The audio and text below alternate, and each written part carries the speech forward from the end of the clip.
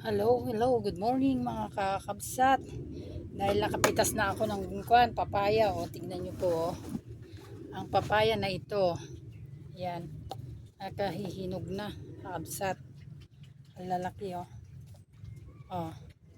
Ito yung, kung may tanim ka nga, namitas po ako dyan, tingnan nyo po yung mga puno, ayan, napakahaba po, 2 dangkal, ang haba kakabsat. Kaya itong mga pagtatanim dito sa gilid-gilid lang nakakapagbigay din ng kaligayahan sa tao. Yung magkikita kakabsat nagpintas sila kada itoy no awan timula madangarod ti pagpurusam awan iso nga kahit ko pa iti agala awan matitipagat sarak nag-adomo ti rekado nakakabsat so nga nangalaklaan iti ilutok so nga dagito yung nalak lang ni nangalak pa iti timba kabsat. Ayan, so ito pa po nga yung iba ayan, dito ko po sila pinitas nakabsat dyan saka dito dun marami po dun nagpitas-pitas na lang ako kasi wala naman ako mautusan na magpitas, may kasama kami ng isang matanda si father, kaso kasi siya, may nagbabalat po siya ng gabi. Ayan po ang aming paligid mga kakabsat, marami rin tayong mga papaya. Ayan. So, dun sa kabila, marami rin kaming saging na nakuha. Yung mga saging kami kahapon, nag-harvest. Ang gaganda, tsaka malalaki kaya rin di pa hinog. Siyempre pinutol sa puno.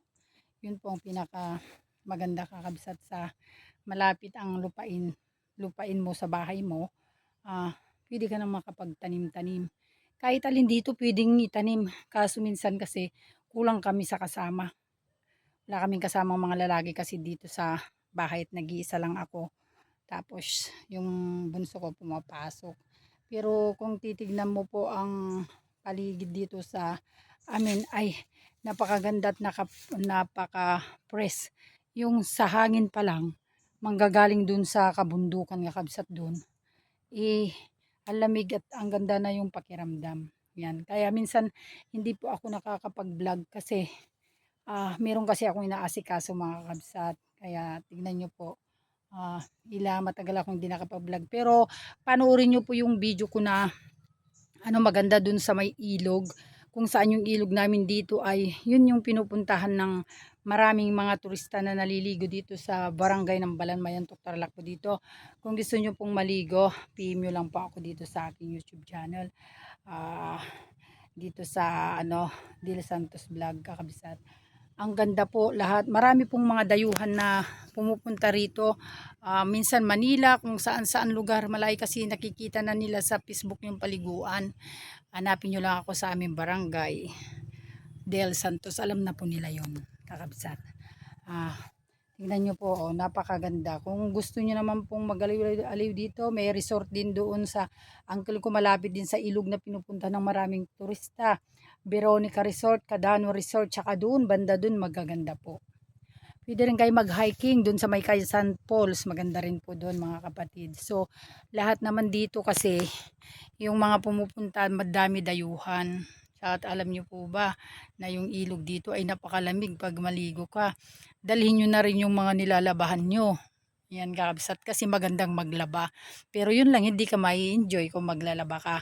Pero kung kumot lang, ipakpak mo lang aja kakabsat, mayaton. Isong kayat kito, may agdigos ito ay yung mga kasama ko dyan. Shout out po sa mga taga Tarlac, Sapang Tagalog, Borot, Kapas, Banban, Tarlac, at saka Tibag. Yan, marami pong pumupunta dyan. At yung mga iba-ibang pong lugar. Napakaganda po. Sariwang-sariwa po yung ilog. Kaya panoorin nyo yung aking video doon sa yung sa YouTube ko. Panoorin nyo po yun sa may ilog. Kaganda po talaga.